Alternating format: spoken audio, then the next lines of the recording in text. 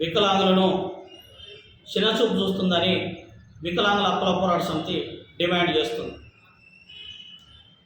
Assembly ఎన్నికలలో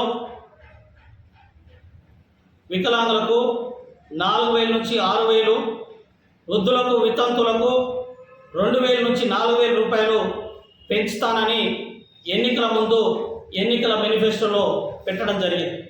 చేయూత పథకం ద్వారా వికలాంగులకు 6,000 రూపాయలు ఇస్తానని ఎన్నికల మేనిఫెస్టోలో పెట్టిన తర్వాత రేవంత్ రెడ్డి సర్కార్ 6 నెలలైనా కానీ వికలాంగులకు పెన్షన్ పెంపుపై ప్రకటన చేయకపోవడం అనేది బాధాకరమైన విషయం. ఈ ప్రకటన రాకపోవడంతో మరి ఎవరు ఈ పెన్షన్ల ద్వారా మాట్లాడతలేరనే ఉద్దేశం మీద గౌరవశ్రీ మందకృష్ణ మాదిక్ గారు మొన్నటికి మొన్న హైదరాబాద్లో ప్రెస్ మీట్ పెట్టడం జరిగింది. వికలాంగులకు సంబంధించి, వృద్ధులకు సంబంధించి, వితంతులకు సంబంధించి పెన్షన్లు పెంచుతానని మరి వికలాంగులకు ఎగ్గొట్టడానికే రేవంత్ రెడ్డి సర్కార్ ప్రయత్నం చేస్తుందని మందకృష్ణ మాదిగ డిమాండ్ చేయడం జరిగింది. అందులో భాగంగా ఈరోజు వికలాంగులు ఈ రాష్ట్రంలో 8,74,165 మంది వికలాంగులు ఉన్నారు. 8,74,165 మంది వికలాంగులు ఉంటే ఈరోజు వికలాంగులకు 5,14,422 మందికి పెన్షన్లు అందుతున్నాయి.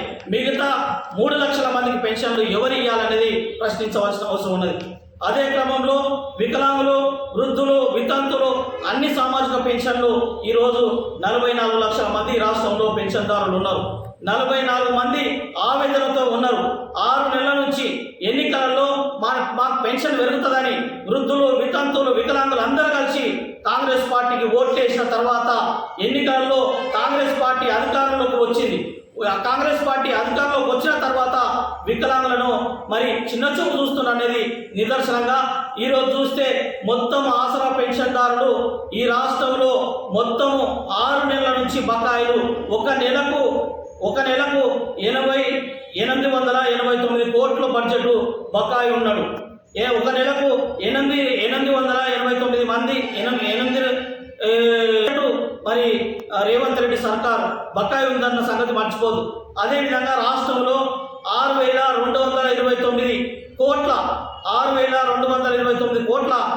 నెలల బడ్జెట్ డిసెంబర్ లోపే ఇవ్వాలని మేము ప్రభుత్వానికి డిమాండ్ చేస్తున్నాం. అట్టి డిమాండ్ను మరి పరిష్కరించిన ఎడల మరి ప్రభుత్వం ద్వారా మేము హెచ్చరికలు జారీ చేస్తున్నాం. మరి ఇప్పటికైనా ప్రభుత్వం ప్రకటన చేయాలి. లేదంటే 5 తారీఖు జూలై 5 తారీఖు నాడు మరి రాష్ట్రంలో ఉన్నటువంటి అన్ని కలెక్టరేట్ల ముందు ధర్నాలు నిర్వహిస్తాం.